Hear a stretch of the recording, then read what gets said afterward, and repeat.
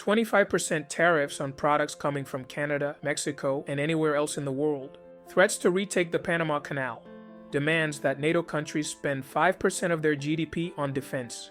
Demands that Mexico takes deportees from other countries. A few weeks away from his inauguration, President Trump has already stirred up a hornet's nest.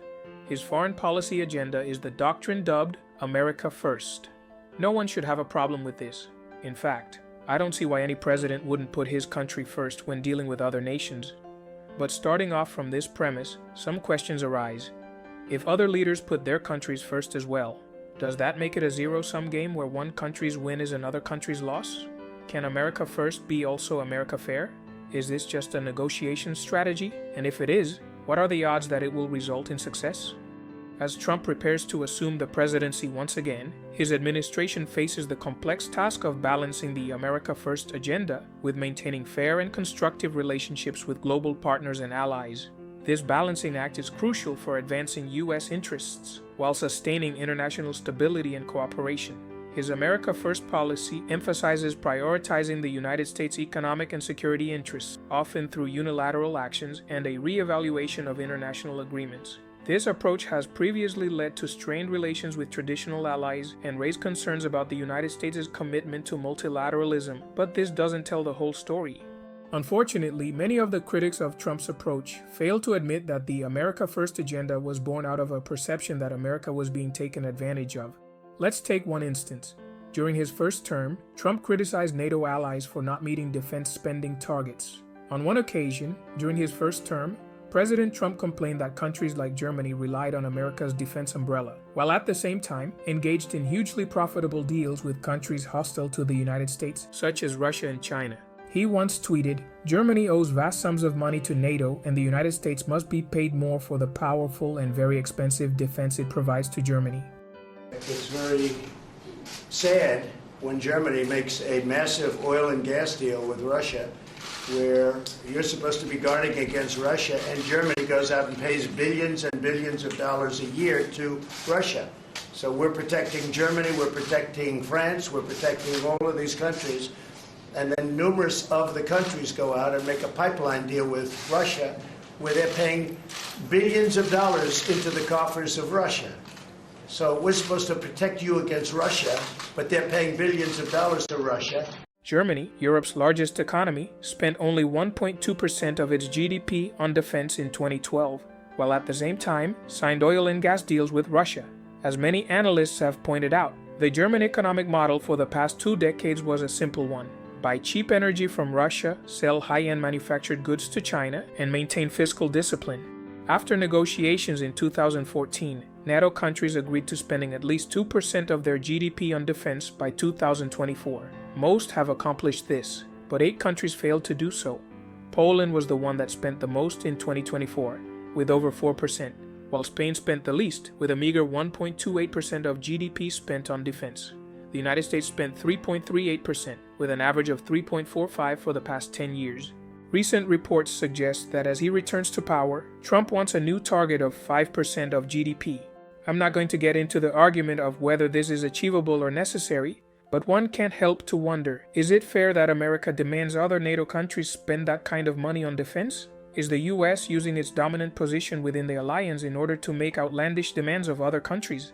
The defense discussion is important, but the key focus of America First has to do with trade. Once again, I will take a step back and look at the whole picture in an attempt to remain objective on the matter. The Swedish-American historian Victor Davis Hanson gave us a wonderful perspective when he said, quote, "If Youngstown, Ohio is dying, why would you care about being the leader of the free world?"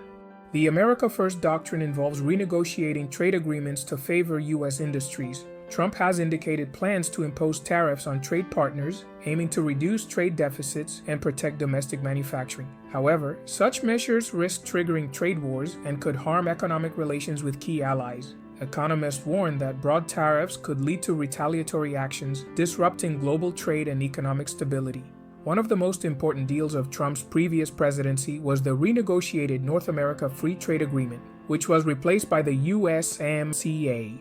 At the core of every free trade deal, there's the understanding that the vast majority of the commerce between the countries involved will be free of tariffs.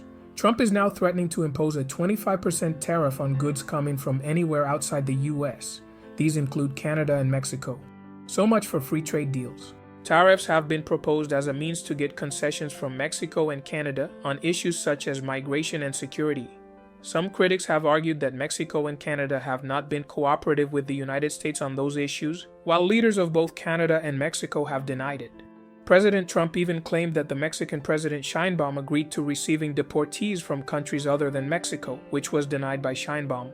Then Trump has insisted on purchasing Greenland from Denmark, citing supposed national security needs, which prompted Denmark to boost the island's defense. As far as Latin America is concerned, the rhetoric went up another notch in recent days when President Trump posted the following on his platform Truth Social, referring to the Panama Canal, quote, "When President Jimmy Carter foolishly gave it away for $1 during his term in office, it was solely for Panama to manage, not China or anyone else. It was likewise not given for Panama to charge the United States, its Navy, and corporations doing business within our country exorbitant prices and rates of passage. Our Navy and commerce have been treated in a very unfair and injudicious way. The fees being charged by Panama are ridiculous, especially knowing the extraordinary generosity that has been bestowed to Panama by the U.S. This complete rip-off of our country will immediately stop." The president of Panama came out to defend his country's sovereignty over the canal and stated the following, quote, "Every square meter of the Panama Canal belongs to Panama and will continue to belong to Panama," unquote. To which Trump responded, "We'll see about that."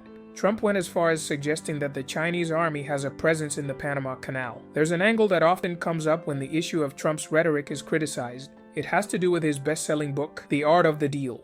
The argument is often made that these expressions are part of a negotiating style, and that these are just words used to scare other countries and bring them to the negotiating table. There is merit to this argument, and in fact there are precedents of this happening during Trump's first term. Through some of these tactics, the U.S. was able to negotiate better terms with its partners in NATO and North America, both in terms of trade and defense. Reflecting on that, one could guess that the requirement that NATO allies invest 5% on defense is a tactic to eventually get them to settle at 3%. So far, so good. Having said that, one should see that there are significant risks in this strategy. Like, what happens if the other party calls your bluff? How are you going to force Mexico to take migrants from Venezuela or Haiti? Are you going to invade Panama if they don't agree to cut their fees? If you make good on your threat, you may be seen as a bully, someone who doesn't really have allies, but rather beats smaller countries into submission when they don't get in line. America First would look like America Unfair. But if you don't make good on your threat, then you are seen as weak and as a country whose threats are empty. All the talk on tariffs is one thing, but when the president talks about taking other countries' chunks of land, that sounds more like a bluff, and a dangerous one. Given that the United States is such a dominant and imposing country, many of the demands that it wants to get from its partners can be obtained through diplomatic channels rather than threats on social media. There have been voices that have pointed to the dangers of such an approach, given that if America is seen as an unreliable and capricious partner, countries will choose to strengthen their relationships with America's adversaries.